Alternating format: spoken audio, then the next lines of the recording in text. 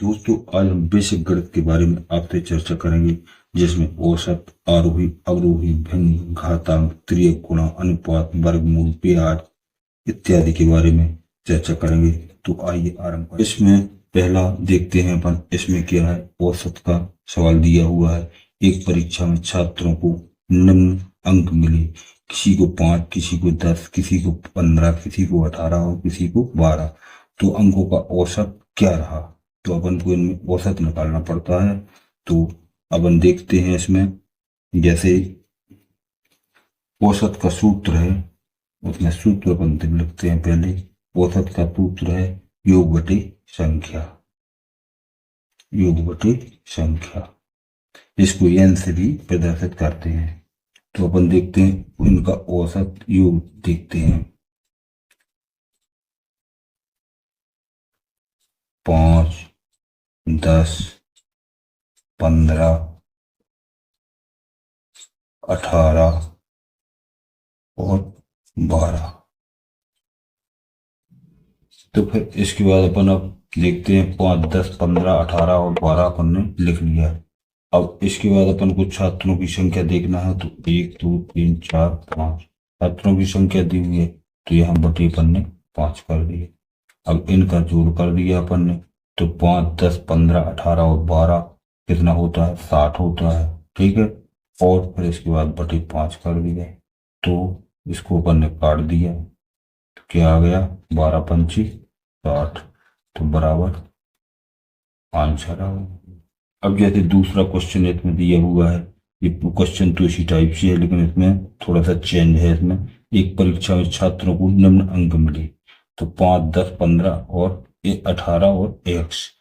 तो अंकों का औसत 12 है। तो x का मान ज्ञात करो। जी अपन को अब इस टाइप से भी क्वेश्चन आता है, तो इस टाइप से भी अपन हल करेंगे। तो देखते हैं इसमें अपन को क्या करना है। वो सूत्र लगाना है जो अपन ने लगाया था। जैसे सूत्र लिखते हैं अपन, योग बटे संख्या। ठीक। फिर इसके बाद अपन इनका योग करते हैं। जैसे 5, 10, 15, 18 और x बटे, अब इन संख्याओं का संख्या कितनी है, जैसे 1, 2, 3, 4, 5। अपन x को भी मानेंगे तो 5 संख्याएं होती हैं जी। तो इसके बाद अपन बटे 5 कर देंगे। अब अपन ने इन संख्याओं का योग किया, जैसे 5, 10, 15, 18। तो 5, 10, 15, 18 कितना होता है, 48, 48। ठीक है। 40 x की x बटे 5। अब इसके बाद अपना औसत दिया हुआ है यहाँ पे कितना, 12। तो इसके बराबर 12। अब इसका अपन करेंगे त्रियक गुणा, मतलब इसका इसमें और इसका इसमें। तो त्रियक गुणा अपन ने किया। तो 48 प्लस x एकम बराबर 12 पंजे 60। ठीक है, यहाँ तक समझ में आ गया। अब इसके बाद अपन ने क्या किया, x बराबर 60 और यहाँ पे प्लस के माइनस के हो जाएंगे। अपन आंसर आ गया। अगला देखते हैं। अगला है ब्याज से संबंधित क्वेश्चन। तो अपन देखते हैं 10,000 रुपये का 6 माह पर 3% ब्याज की दर से साधारण ब्याज ज्ञात करो। इसमें अगर आपने 5,000 रुपये लिए, 10,000 रुपये, 15,000 रुपये, कितने भी रुपये लिए हो, तो आप उसको ब्याज आसानी से निकाल सकते हैं और इसको हल करके आप आराम से उसको समझ सकते हैं। तो आइए आरम्भ करते हैं। जैसे 10,000 रुपये, 10,000 क्या हुआ, मूलधन हुआ, और 6 माह, मतलब 6 माह में अपन को देना है और 3 रुपये प्रति शेयर पर अपन को ब्याज देना है। तो जी साधारण ब्याज अपन को 6 माह पर निकालता है। जैसे इसमें सूत्र है साधारण ब्याज बराबर मूलधन पूर्ण दर गुणे समय बटे। ठीक है, जिस सूत्र आपको लगाना है और जिस सूत्र आप लगाएंगे तो इसको आप आराम से हल कर पाएंगे। तो मूलधन कितना दिया हुआ है अपना, 10,000 रुपये। ठीक है, अब इसके बाद दर कितनी है, तो समय कितना है, 6 माह।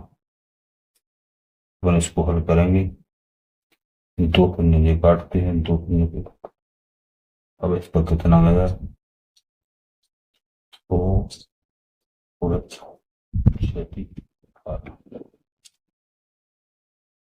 1,800 रुपये अपन को इसको ब्याज देना पड़ेगा।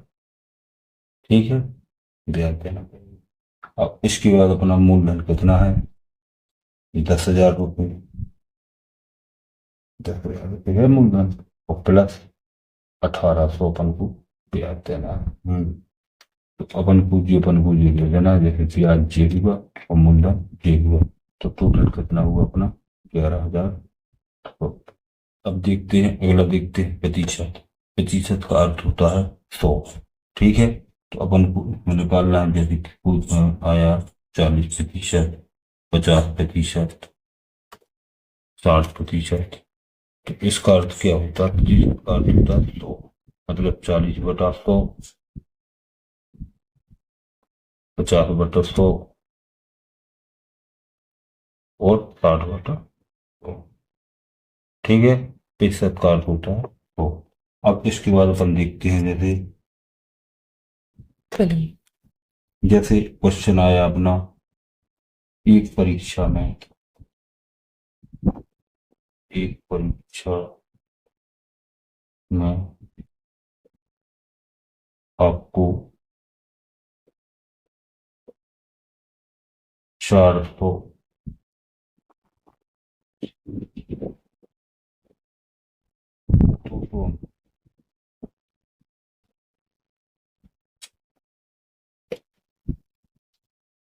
तो अंकों का प्रतिशत क्या रहा,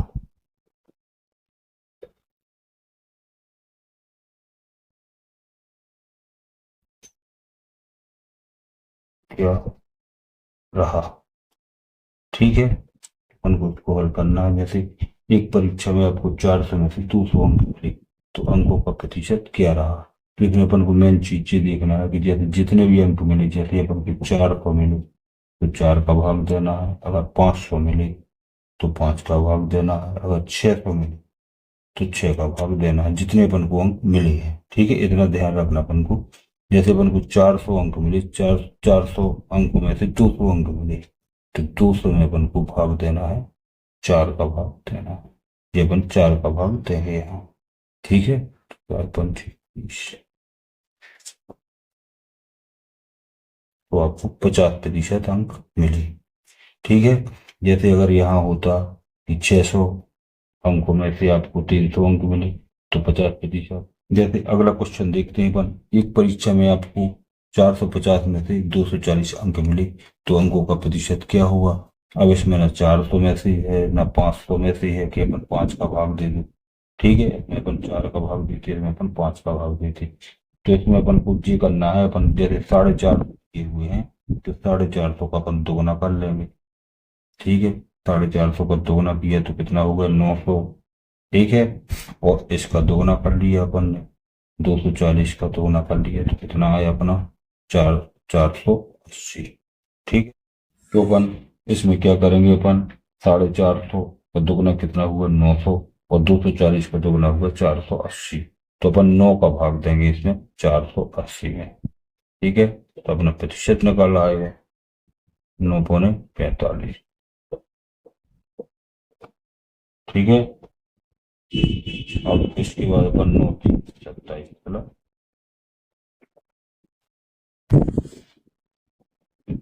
चलिए 53% आ गया है। तो ये अपना, अब देखते हैं अपन आरोही और अवरोही क्रम। इसमें क्या रहता है कि जैसे अपन को आरोही देखना है, पहले अपन आरोही देखते हैं। आरोही, आरोही का अर्थ होता है बढ़ते क्रम में, जैसे 1, 2, 3, 4, 5। बढ़ते क्रम में अपन कोई भी संख्या अपन बढ़ते क्रम में लिखते हैं, उसको आरोही कहते हैं। अब जैसे क्वेश्चन आता है आपका 5 2 6 3 8 10। ठीक है, जी आपका क्वेश्चन। अब इनको अपन को आरोही क्रम में लिखना है। तो आरोही क्रम में कैसे लिखेंगे, इसको इस टाइप से लिखेंगे, पहले छोटी संख्या है वो लिखेंगे, फिर इसके बाद बढ़ते क्रम में लिखते जाएंगे। जैसे पहले 2 फिर 3 फिर 5 फिर 6 फिर 8 फिर 10, इस टाइप की अपन लिखेंगे। तो जी हो गया आरोही क्रम। अब जैसे अपन अवरोही देखते हैं, अवरोही में क्या लिखेंगे, अवरोही। ठीक है, इसको अपन को समझना है। तो अपन क्या करेंगे, तो अवरोही का अर्थ होता है जैसे घटते क्रम में, जैसे कोई भी संख्या पहले सबसे बड़ी संख्या रहेगी, फिर उससे छोटी, फिर उससे छोटी, फिर सबसे छोटी। ठीक है, तो जैसे जी 5 4 3 2 और 1, ये कहलाता है अवरोही क्रम और ये कहलाता है आरोही क्रम। अब जैसे कोई भी संख्या दी हुई है अपन की, तो अपन को उसको अवरोही क्रम में लिखना है। तो जैसे संख्या दी हुई है 5 2 6 3 8 10। ठीक, तब इसको अपन को अवरोही क्रम में लिखना है। अवरोही क्रम में कैसे लिखेंगे, पहले सबसे बड़ी संख्या लिखेंगे, उसके बाद उससे छोटी, फिर उससे छोटी। तो अपन देखते हैं कि जैसे ही अपन शुरुआत यहाँ से करेंगे 10 8 6 5 3 2, जो हो गया अपना अवरोही क्रम। इस टाइप से अपन कोई भी क्वेश्चन हल करते हैं। जैसे डिस्काउंट बट्टा के सवाल आते हैं, जैसे डिस्काउंट का अर्थ होता है बट्टा। ठीक है, अपन इसको हल करेंगे। जैसे क्वेश्चन दिया हुआ है, एक दुकानदार ने 400 रुपये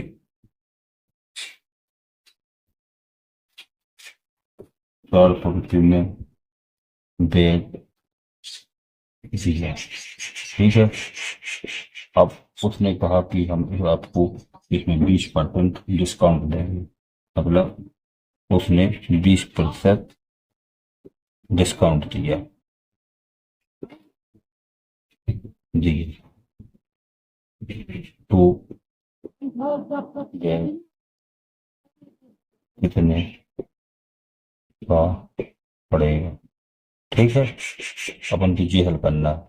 अब अपन को ये डिस्काउंट कार्ड होता है बट्टा, तो 400 रुपये में उसने अपन को बैग दिया, उसने कहा अपन को 20% इसमें डिस्काउंट मिल जाएगा। तो अपन इसको हल करेंगे, तो 400 का 20%, 400 का 20% मतलब एक सुनिएगा। ठीक है, 20 चौको 80 रुपये, 80 रुपये अपन को डिस्काउंट मिला। अब डिस्काउंट कितना मिला, 400 में से अपन 80 घटा देंगे, तो 320 अपना उत्तर आ गया। ठीक है, चिन्हों में आप हमेशा गलती करते रहते हो और अक्सर ये चिन्ह डिस्टर्ब हो जाते हैं। तो अपन देखते हैं, जैसे समान चिन्ह का होता है धन और असमान का ऋण होता है। तो अपन को जो देखना है कि जैसे समान चिन्ह है, जैसे धन धन है, ठीक है, तो इसका क्या होगा, धन होगा। ठीक है, जैसे जिस समान चिन्ह है, जैसे ऋण ऋण है, तो जिस समान चिन्ह है तो इसका क्या होगा, धन होगा। और जो असमान चिन्ह है उसका होता है ऋण। जैसे धन और ऋण है तो इसका क्या होगा, ऋण। और जैसे ऋण और धन है तो इसका क्या होगा, ऋण। तो जिस समान चिन्ह है तो समान चिन्ह का धन, और जिस समान चिन्ह है तो समान चिन्ह का धन, और जो असमान चिन्ह है धन ऋण है तो ऋण, और जी ऋण धन है तो ऋण। इस टाइप से अपन पहले देख लेते हैं। अब इसके बाद एक आध सवाल अपन हल लगाते हैं, उसको देखते हैं कैसा होता है। जैसे एक क्वेश्चन लेते हैं अपन, जैसे 9x ऋण 5x, इसको हल करना है अपन को। तो ये कैसे हल करेंगे, पहले चिन्हों को देखेंगे। यहाँ किसी का चिन्ह नहीं है, मतलब यहाँ प्लस का चिन्ह है, और जो माइनस का चिन्ह है, तो प्लस और माइनस क्या होता है, माइनस होता है। अपन को ये देखना है, जैसे प्लस और माइनस क्या होता है, माइनस होता है। तो अपन को 9x ऋण 5x तो बराबर कितना हुआ इसका, 4x। ये 4x आंसर। अब जैसे अपन ये देखते हैं, जैसे 9x ऋण 5x, अब जी यहाँ ऋण की है और जी भी ऋण की है, तो इसमें क्या होगा, समान चिन्ह का क्या होता है, धन होता है। तो इसमें 9x और 5x क्या होगा, -14x। ये आंसर है। इस टाइप से अपन को सवालों को इनको हल करना है, समान चिन्ह का धन और असमान का ऋण। अब जोड़ को देखते हैं, जोड़ किस प्रकार से अपन इसको हल करते हैं। तो जैसे इसमें आया 3/4 प्लस 5/2, इसको हल करना है। तो अपन इसको सीधा सीधा हल करेंगे, ना एलसीएम लगाएंगे ना कुछ लगाएंगे, इसको ऐसा गुणा कर दिए, इसको ऐसा गुणा कर दिए। 3 दूनी 6, 3 दूनी 6 और 5 चौका 20 प्लस, बोलते थे। अब बटे किया, बटे में क्या है, 4 दूनी 8 आ गया यहाँ। और फिर इसके बाद अपन ने 20 और 6 26/8, ये आंसर आ गया। जैसे दूसरा देखते हैं, जैसे 4/6 और प्लस 1/2, इसको हल करना अपन को। तो ऐसा किया, ऐसा किया, 4 4 दूनी 8 और प्लस 6 6 दूनी 12। तो आंसर कितना आया इसका, 8 और 6 14/12, ये आंसर।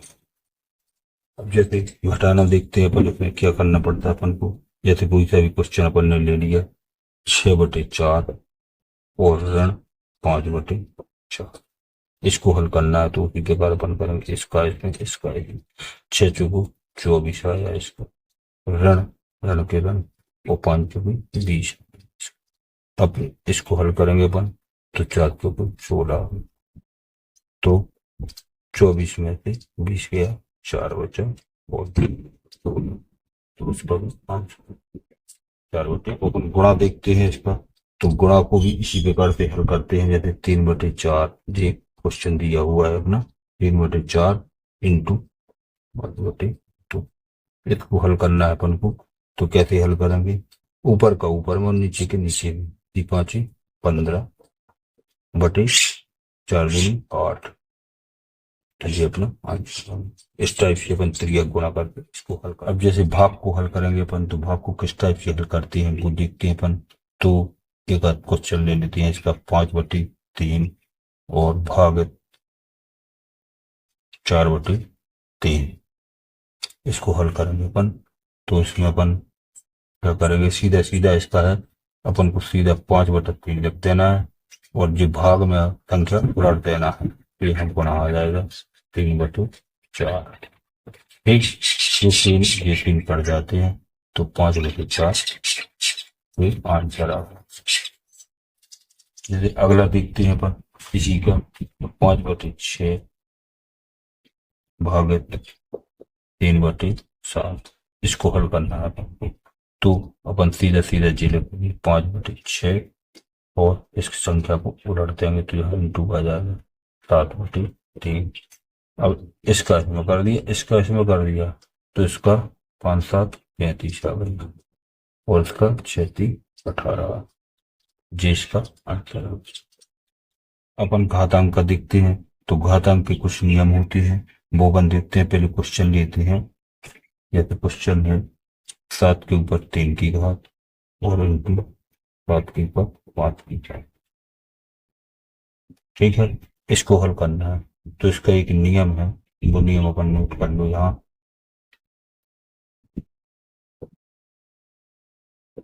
आधार समान हो तो गुणा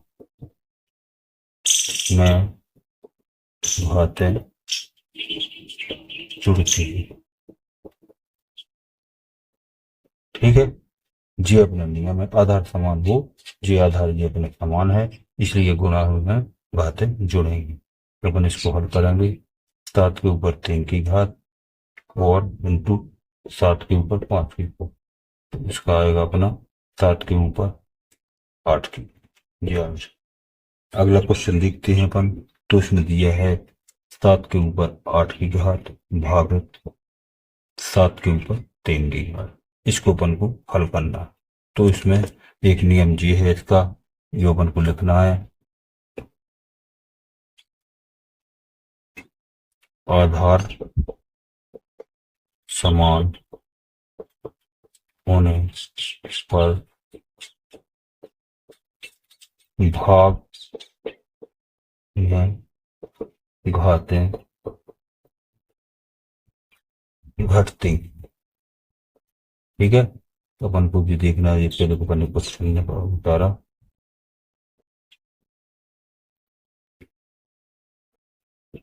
इसको अपन इस टाइप के हल करेंगे, जैसे 7 के ऊपर 8 की घात है तो अपन 8 में से 3 घटाएंगे इसको, तो क्या आएगा इसमें 5।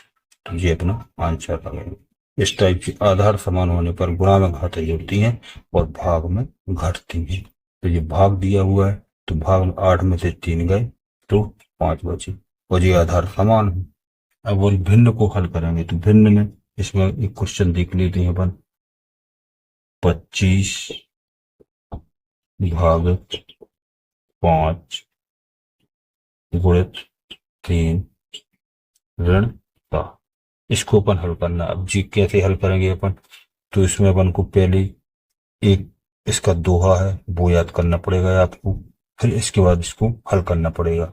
तो अपन देखते हैं इसमें का कर की पुन भाग कर फिर गुण ले सुजान ता जी धन ऋण करे भिन्न रीति यह जान। ठीक है, तो अपन उसको दोहा को याद करना है, का करके तुम भाग कर, तो इसमें का दिया नहीं है, पहले भाग करेंगे इसको। ठीक है, तो भाग दिया है तो पहले भाग करेंगे, भाग, फिर इसके बाद गुण, गुणा करेंगे, फिर धन करेंगे और फिर ऋण। ठीक है, ये अपन को दोहा याद कर लेना है। तो इसमें 25 का 5 में भाग दिया तो 25 आ गया। फिर इसके बाद अपन को क्या करना है, इसका गुणा करेंगे, 5 15 आ गया। ठीक है, भाग करके अपन भाग कर, फिर गुणा किया अपन ने, फिर गुण ले सुजान, तो फिर गुणा किया अपन ने, और फिर इसके बाद धन दिया नहीं है तो इसमें -7 ऋण दिया हुआ है, तो अपन इसका अंतर आ गया 8। ठीक है, इसको अपन इस टाइप से हल करेंगे। पहले अपन का करेंगे, का नहीं दिया हुआ है तो पहले अपन भाग करेंगे, पहले भाग दिया और फिर इसके बाद गुणा किया और फिर धन किया और फिर ऋण किया। तो यही भिन्न की रीति। अब दूसरा क्वेश्चन देखते हैं अपन, तो वही भिन्न का है और उसमें अपन को जी लगाना है, का करके पुनः भाग कर फिर गुण ले सुजान ता पीछे धन ऋण कर भिन्न रीति लिख जान। तो लेते हैं जैसे 40 का 20 भाग 8 इंटू 6 ऋण 10 धन 8। तो अपन को इसमें लगाना है अब का करके पुनी भाग कर। ठीक है, तो का किया अपन ने पहले, फिर इसके बाद भाग करना है, फिर गुणा करना है और फिर धन और फिर ऋण। इस टाइप से अपन को हल करना है इसको। तो देखते हैं, का किया अपन ने पहले, तो 20 का 40 में गुणा किया तो कितना आया, 20 4 दूनी 8, 800 आया। ठीक है, अब फिर इसके बाद अपन को का करके तुम भाग का।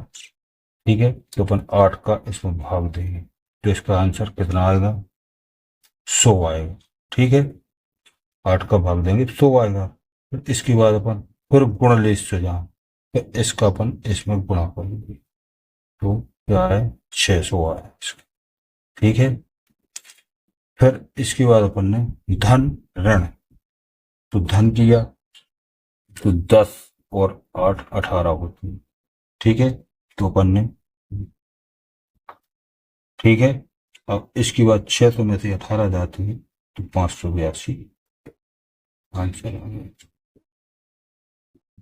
इस टाइप से अपन हल करेंगे, पहले का करेंगे, फिर इसके बाद भाग करेंगे, फिर इसके बाद गुणा करेंगे, फिर धन और फिर ऋण। का करके उन भाग कर फिर गुण ले सीमा, फिर गुणा करेंगे, फिर धन करेंगे, फिर ऋण करेंगे। तो यही भिन्न की रीति है। अब अपन वर्गमूल देखेंगे। वर्गमूल क्या होता है? उसी संख्या का उसी संख्या में बराबर बराबर गुणा चला जाए तो वो वर्गमूल हो जाता है। जैसे 3 का 3 में गया, 3 तिरका 9, तो इसका वर्गमूल आया 3। जैसे 16 का वर्गमूल 4 चौकी 16, 4 आ गया इसका। और 5 का वर्गमूल किया, 25 का वर्गमूल लिया तो 5 25, इसका 5 आ गया। लेकिन अब इसका कैसा करेंगे अपन हल, तो इसको देखते हैं। अब 40 का वर्गमूल देखते हैं अपन कैसे निकालते हैं। 40 का अंडरवुड, तो इसमें अपन को क्या करना है, पहले 40 से वह छोटी संख्या होती है जिसका वर्गमूल बराबर चला जाता है, वो देखना है। तो 40 से छोटी संख्या कौन सी है, मतलब 36 है जिसका वर्गमूल 6 में चला जाता है। तो पहले अपन 36 को देखते हैं। ठीक है, इसको इस टाइप से अपन लिखेंगे। पहले 36 का वर्गमूल कितना होता है, 6 होता है। और फिर इसके बाद अपन प्लस, और फिर 36 में से 40 जाते हैं तो कितना बचता है, 4। और फिर इसका अपन दोगुना कर देते हैं, 6 का दोगुना किया तो 6। इस टाइप से अपन इसका वर्गमूल 40 का वर्गमूल निकालेंगे। तो अपन ने इसको हल किया तो आंसर आ गया इसका 6.33। इस टाइप से अपन निकाल देंगे। जैसे दूसरा निकालेंगे, अब जैसे अपन 10 का देखते हैं, 10 का किस टाइप से निकालते हैं। तो 10 का वर्गमूल मतलब अपन को, तो 10 से वह छोटी सी छोटी संख्या जिसका बराबर भाग चला जाए, तो अपन देखेंगे यहाँ आता है 3 तिरका 9। 9 का वर्गमूल कितना होता है, 3। तो अपन यहाँ 3 लिखेंगे, प्लस का प्लस रखेंगे। फिर इसके बाद 9 में से 10 को घटाएंगे तो कितना बचा, 1 बचा। और फिर इसका दोगुना कर दिया, तो यहाँ लिख दिया 3 दूनी 6 लिख दिया। अब इसको अपन हल करेंगे, 3 दशमलव 1 जी आंसर आ गया। ठीक है, अपन देखते हैं इसमें आया आयत का परिमाप ज्ञात करो। तो आयत का परिमाप, आयत क्या होता है पहले इसको समझना अपन को। जिसकी आमने सामने की भुजा बराबर हो उसे आयत कहते हैं। जैसे जी है और जी है और जी है और जी है, तो ये आयत है। अब 2 भुजाएं इसमें दी हुई है, इसका परिमाप ज्ञात करना है। परिमाप मतलब इसकी ये बाहर की सीमा जो परिमाप कहलाती है, वो ये अंदर का क्षेत्रफल कहलाता है। तो अपन को जे ज्ञात करना है। ठीक है, जे ज्ञात करना है। तो अपन इसका सूत्र लगाते हैं, आयत का परिमाप बराबर होता है 2 लंबाई धन चौड़ाई। ठीक है, अब इसके बाद 2 लिख दिया, और फिर लंबाई धन चौड़ाई कितना दिया, 6 धन 4। तो